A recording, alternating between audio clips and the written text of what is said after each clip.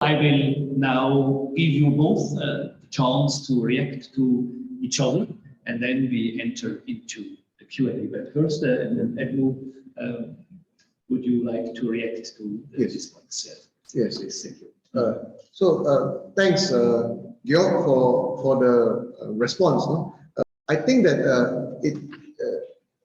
you brought up a very relevant critique, I think, from the point from Fingeret, that is the secular as sacred.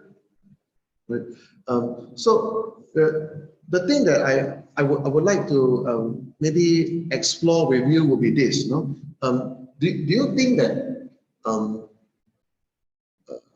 cheng or holiness could be understood in simply, let's say, natural sense without reference to transcendence?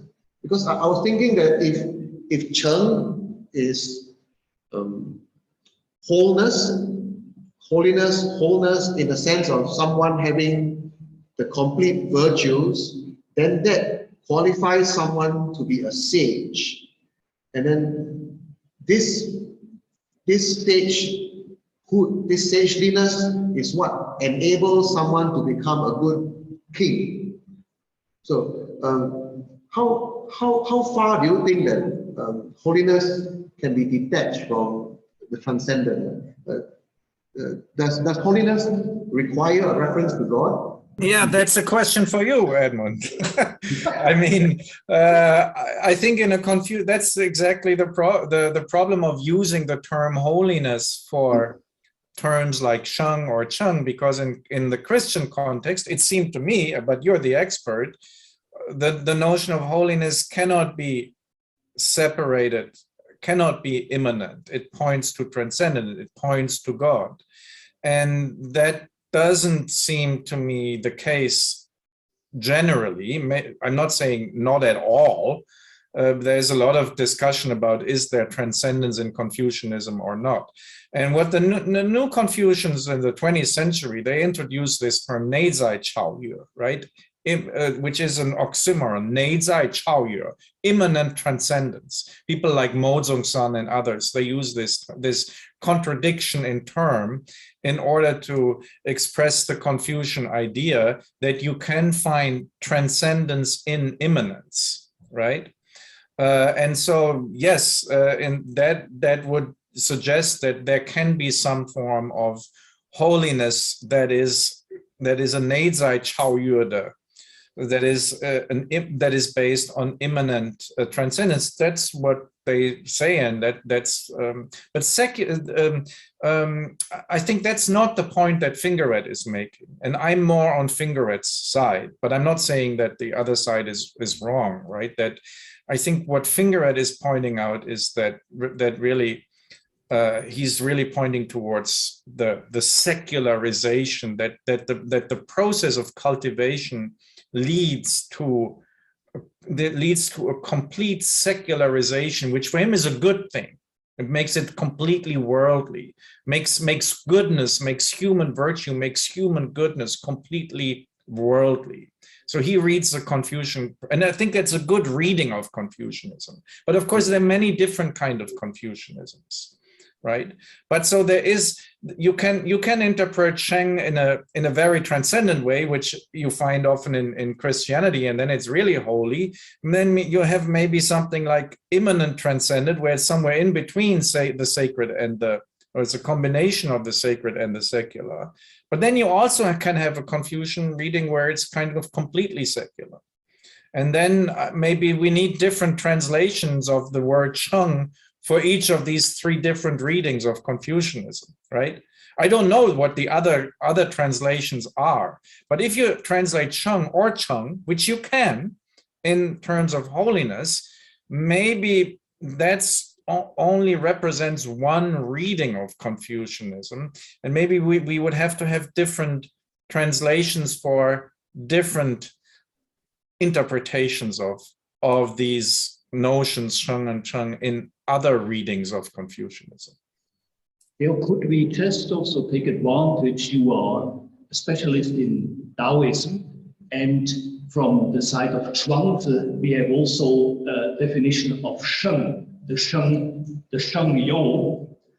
So, 旅游的游, the itinerary of the shengren, which in the context of Zhuangzi obviously is not the holy man, so it's more a secular itinerary. Would you maybe also? Yeah, I don't want to take up too much time, but if you ask me directly, I have to reply. And so, in my view, the Zhuangzi actually is importantly develops the notion of the zhenren, zhenshu, truth, zhenren, right? Which is basically a new invention in the Zhuangzi. It didn't occur. And according to my reading of the text, Zhuangzi creates, or the authors of the Zhuangzi use this term that they basically create of the zhenren as the Taoist alternative to the Confucian shengren. Because in the Zhuangzi, often the shengren are much less than holy, right? The shengren are often portrayed as not at all good people, right? And so the zhenren is also a different term that introduces a Taoist terminological alternative to the Confucian notion of sheng and the shengren. So often the term sheng and shengren, again, in the Zhuangzi is not a positive term, unlike in the Confucian text. Now let us open the floor, and the first question is by Fernando. Thank you for the description of the stages of in Christianity of Confucianism or Taoism, but what makes someone move along through the process of transformation or cheng? Is it just the outcome of personal individual praxis or a gift, something that is given? Is it a continuum or just fruit of illumination which points out to an element of gift? So thanks for this question. Yes. So over to you. Yes. So thanks for the question. It's an interesting question, right? So the question is whether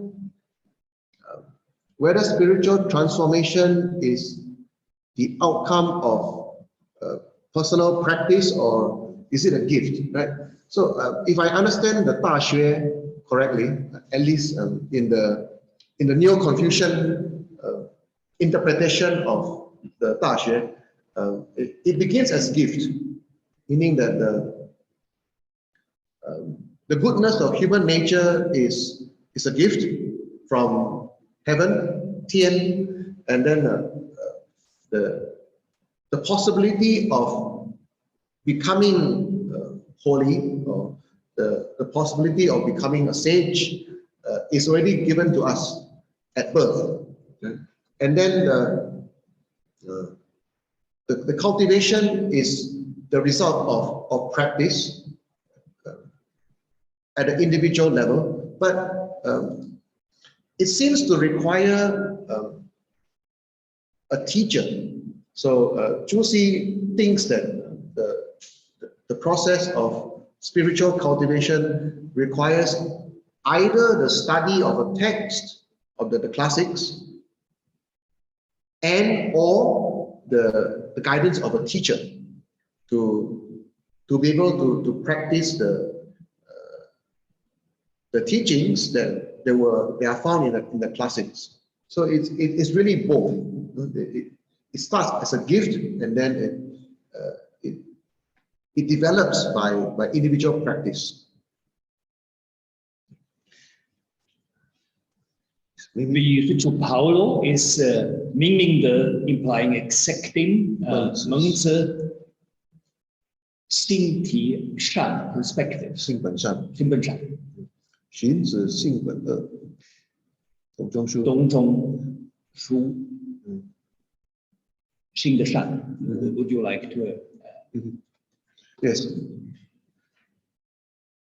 So on the question is whether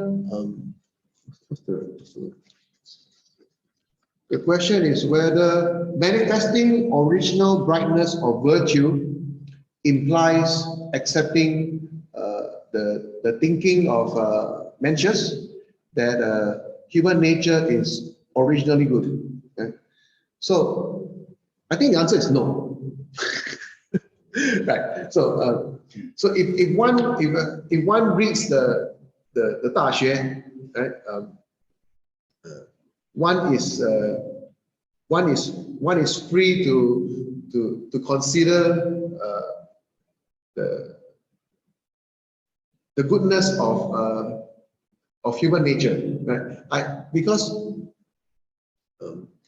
the thinking that human nature is originally good because it's endowed from heaven is really a neo-Confucian interpretation of the Daxue. Right? And then Zhu Xi connects the Mencius with the analects, and then with the greater learning, because he formed a canon or a curriculum of the 4 books. Right? So I think that the Daxue by itself, Ming doesn't imply necessarily that human nature is originally good. Right? Because based on the text, it merely says that to manifest the brightness of virtue. Right? It could very well mean that virtue is good, and to practice it creates brightness. It doesn't imply that there is virtue innate in the character.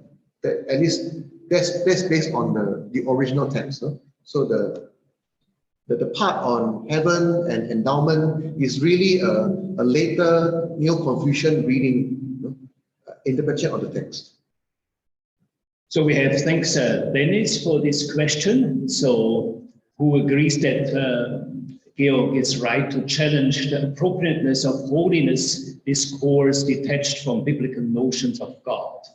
You all know that? So beyond of that, Dennis sympathizes with Müller's Taoist skepticism about family feeling based on maybe empirical evidence, that I challenge the assumption that Christianity is normative only in its otherworldly form.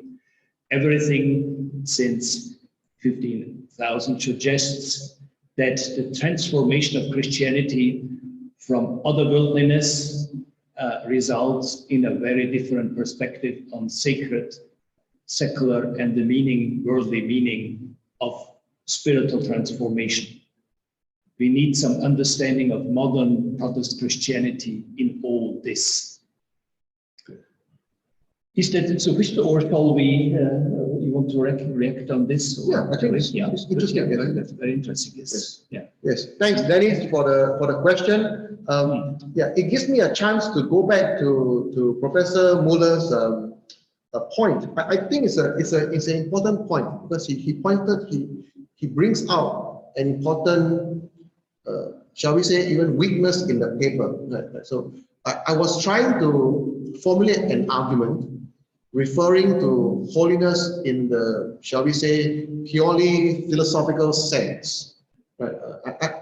And I think that it might be problematic, because certainly my conception of Confucianism is that it does have a reference to the transcendent, because there is the dimension of tian. And it seems to me that sagehood, sheng, entails a union between heaven and human. So tian ren he yi, there's this notion that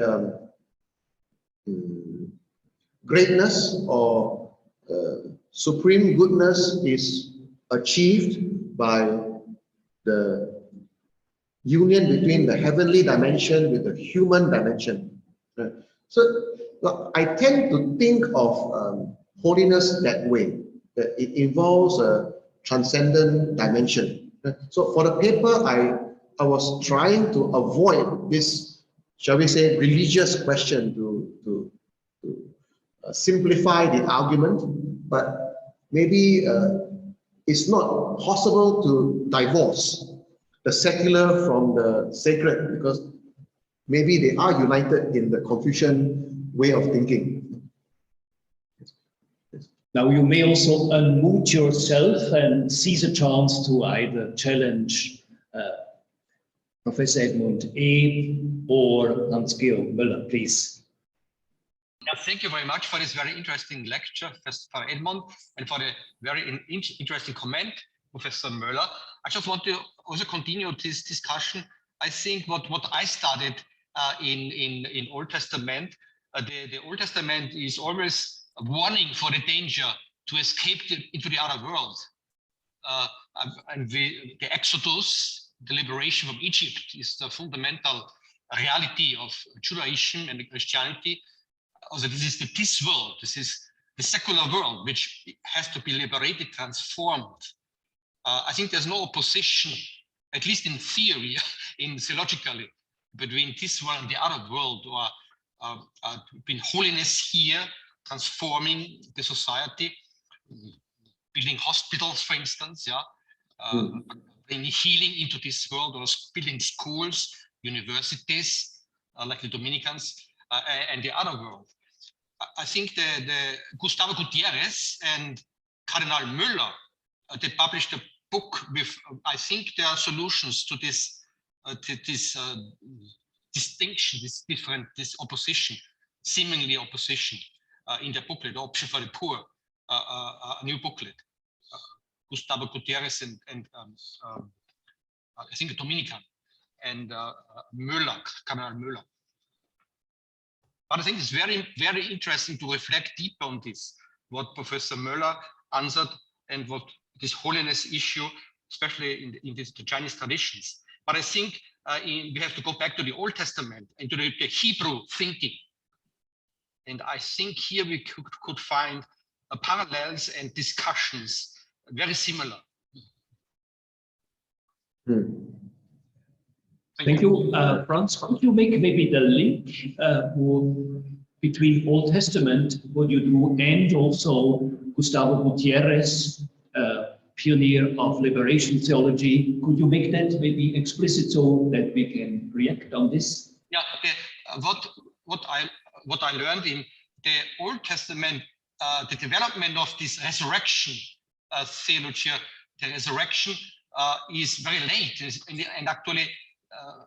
What I remember, many writers hesitated to promote and to think about resurrection, because this danger to escape from this world, also to put faith in the transformation and liberation of this world, to escape in the other world, and there's the resurrection, the other world, and so on. So the Old Testament is here very interesting and knowledgeable. The problem is we forgot about this, even Christianity. So we forgot about to nourish, to study, to know about the Old Testament tradition with this liberating exodus, fundamental impetus. Even Christianity neglected this for centuries. So Marx, what Marx then developed is your answer, also is a reaction to this. And what Pope Benedict always says about Marx, when he writes about Marx, is Amos, cut off. You cut off Amos, the prophet Amos, you leave the justice and cut off the religious, the upper room, so the religious dimension. But Pope Benedict always says, when he writes about Marx, this has deep Jewish prophetic roots in this fight for justice, social justice, in transforming this world. Thank you, Franz. Yes. So thanks, Franz, for the comment. I think that it is relevant to our conversation today, because I tend to adopt the reading of Neo-Confucianism, that is that it is religious, you know. So for example, a scholar like Julia Ching wrote about this, the religious thought of Zhu. Right? So perhaps Zhu Xi was trying to spiritualize Confucianism, maybe. But my point being that the conversation about morality cannot be totally divorced from the consideration of heaven, right? So, for instance, if we adopt the view that heaven endows human nature with goodness, then to obey heaven's command is then to develop one's goodness, right? And so to pay attention to heaven's will then brings us to cultivate goodness in the world. Right? So this otherworldliness and this worldliness are connected in the Confucian worldview, specifically in the Neo-Confucian reading of the classics. Right? So I would agree that it would be hasty to try to secularize philosophy and to secularize our reading of ethics, no, in the tradition. It's a great point. I want to also refer to a scholar on Confucianism I have invited to participate, but I don't know if he has time, Professor Zhou Shouqi from Peking University, who gave a fascinating talk on traditional Chinese ethics.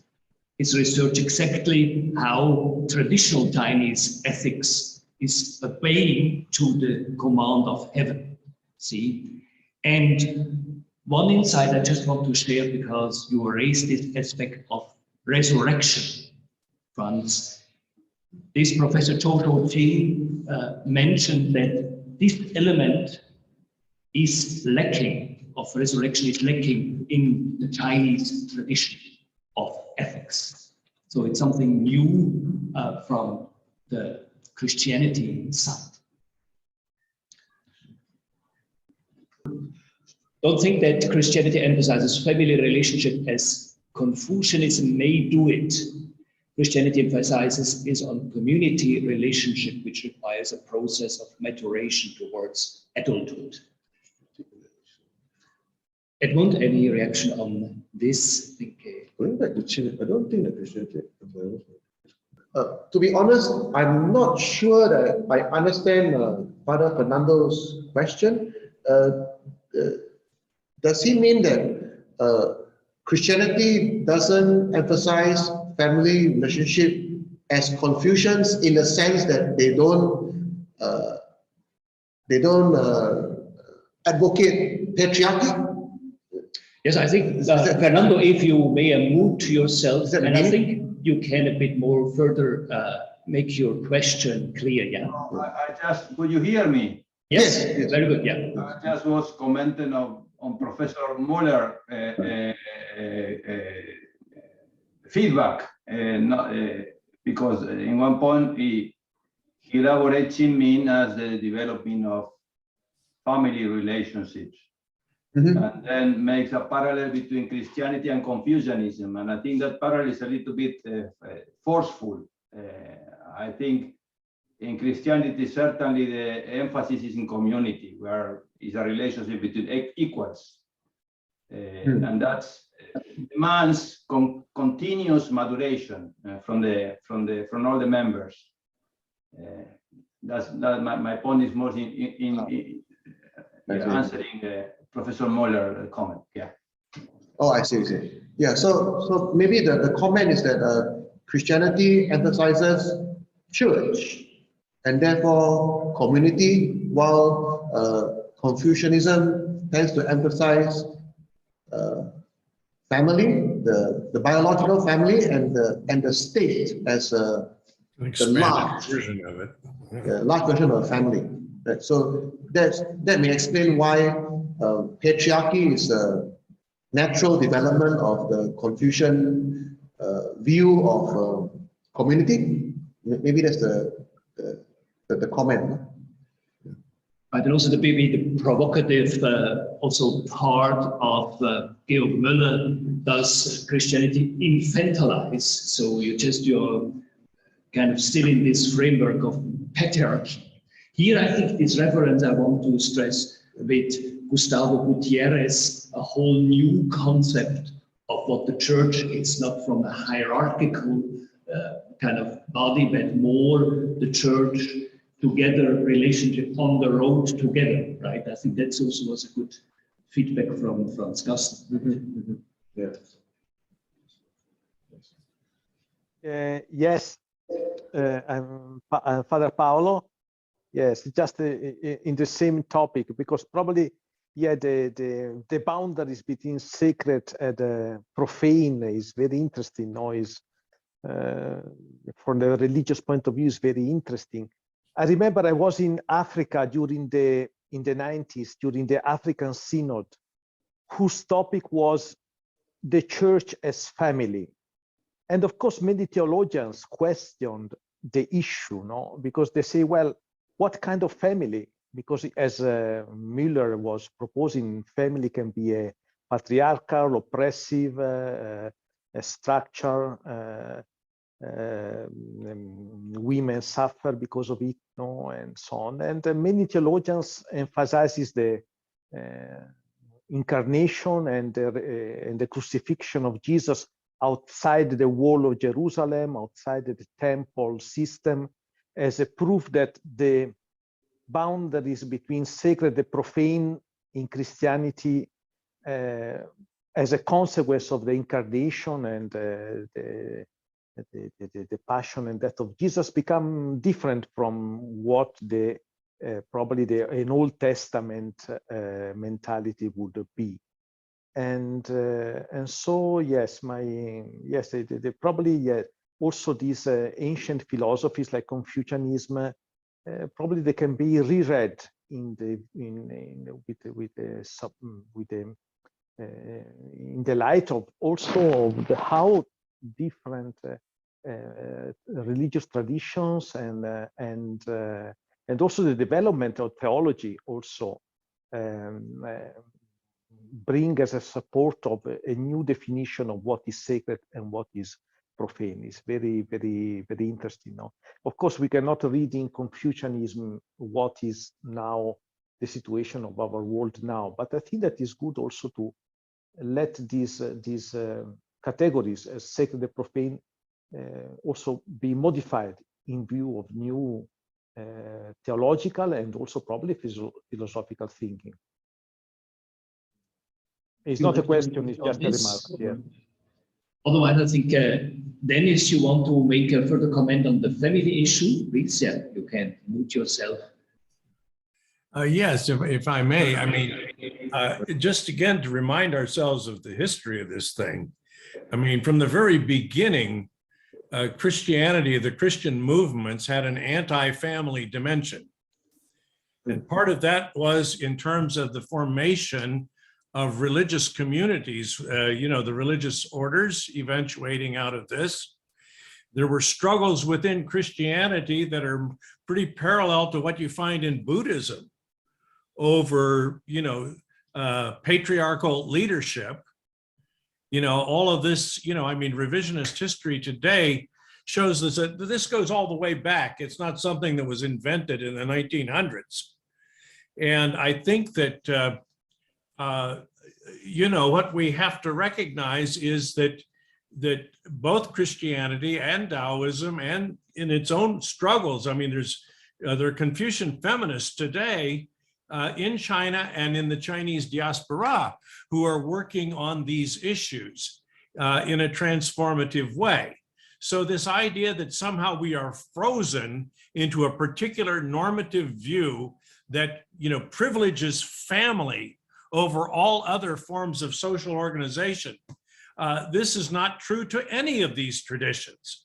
It's especially not true to Christianity, to modern Christianity, where things have have really evolved in different ways. There is nothing, as far as I can tell, correct me if I'm wrong, there is nothing in the history of Confucianism, etc., in China that is equivalent to what the Christians mean by church, and the kind of the religious community that transcends family, that has its own kind of inner logic that is different from family, and which creates quite a bit of tension throughout our history regarding the role of families in the ongoing struggle for some decent society. Thanks, Dennis, for the comment. No? So I don't know if I'm stretching it. Okay, I'm not much of a theologian. So here's my understanding, right? It seems to me that the church is family in a broad sense because God is Father, right? And therefore, the members of the church are children of the Father, sons and daughters of God. And so it's family in this very broad sense. And there we find our equality, because we are all sons and daughters by virtue of baptism, adoptive sonship, right? And then it seems to me that, maybe Confucianism in the political understanding would be that if the emperor is the son of heaven, the Tianzi, then the people enjoy sonship and daughtership in this very broad sense. But of course, it wouldn't play out as having equality in the Christian sense. No, in the Confucian thinking, the emperor legitimizes the rule by benefiting the people, right? But in the church, the human dignity is recognized by virtue of having the image and likeness of God. So I think that would be the main difference. But I think that there might be some room for comparison as well. So I don't want to equate the two of them. Maybe we could talk about this a bit more. If there are any other reactions to this family issue?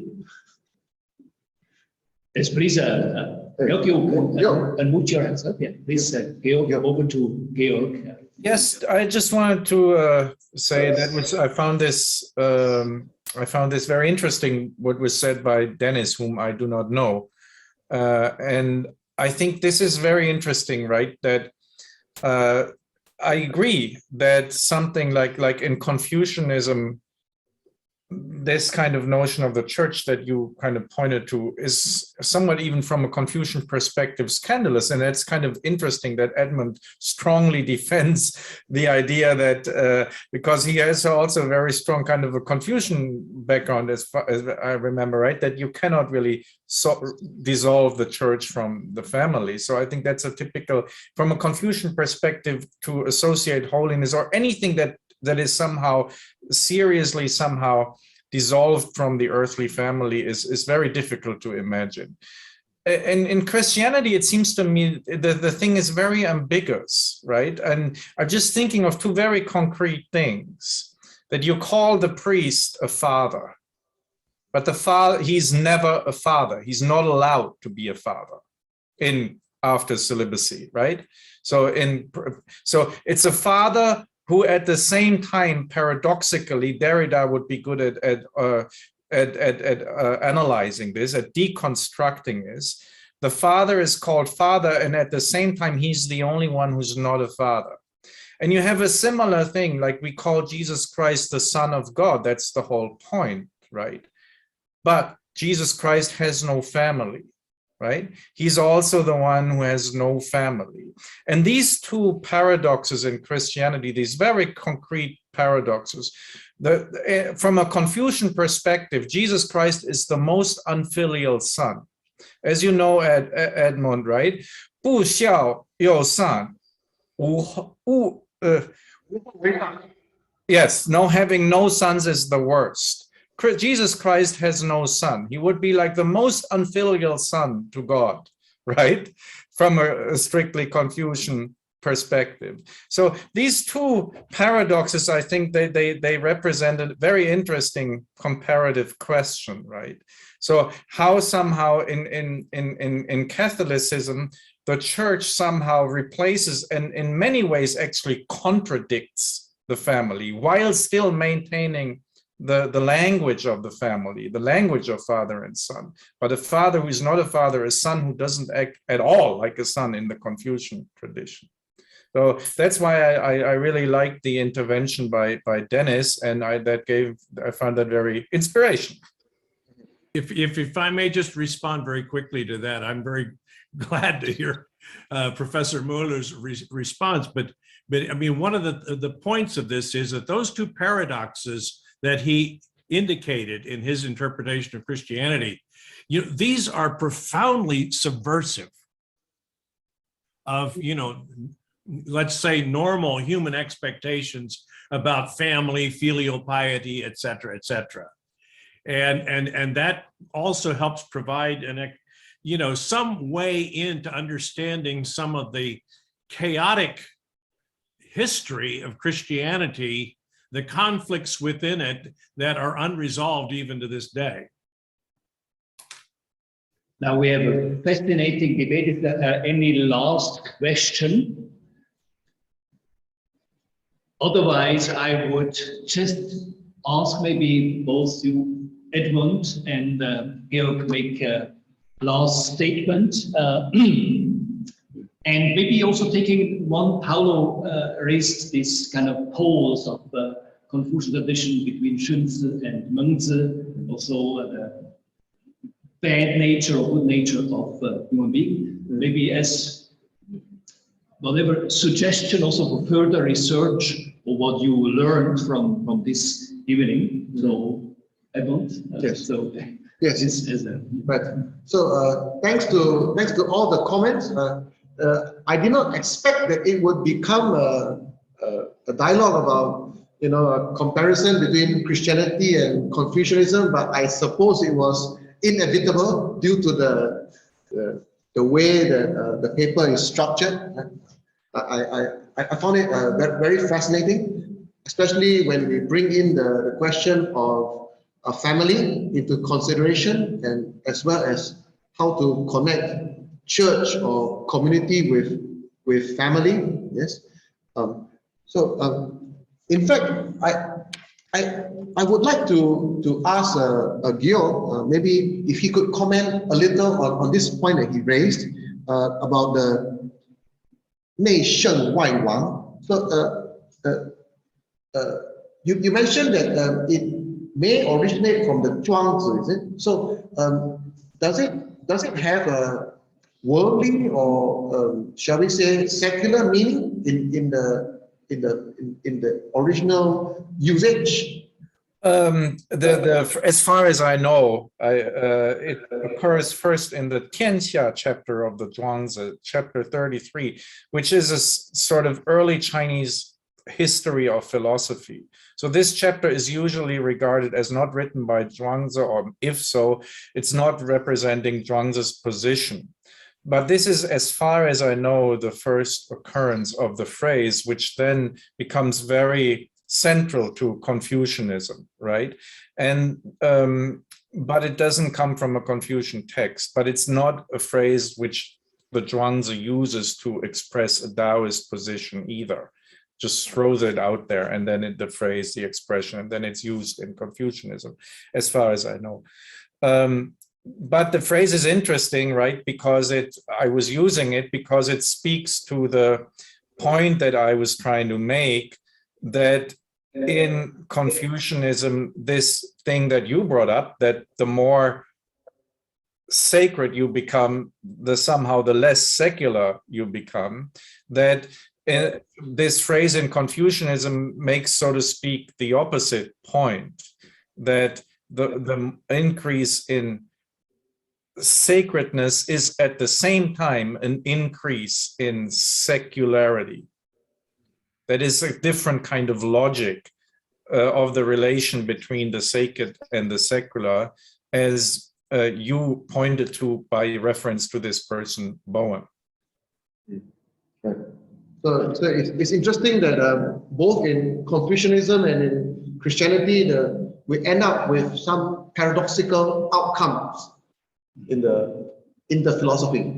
The fatherhood, priesthood involves a renunciation of fatherhood, paternity, and the advancement of spirituality is at the same time getting closer to secularity in the classical thinking. At this juncture, it might be also, I found it fascinating, our direction to hint at Teilhard de Chardin at that moment, because he, in his Messe sur le monde, the Mass over the earth, and in the Milieu Divin, he actually, the more that he describes the process, the more sacred you become, actually, you kind of become more secular. So it's not that becoming sacred throws you away, but actually more, this is another movement there, which I found very strong, Teilhard de Chardin. I found really the debate very fascinating, even in such a short time, so many inspiring insight. I would really thank both Edmund and you, Georg, very much indeed. It was really amazing, this tour de force.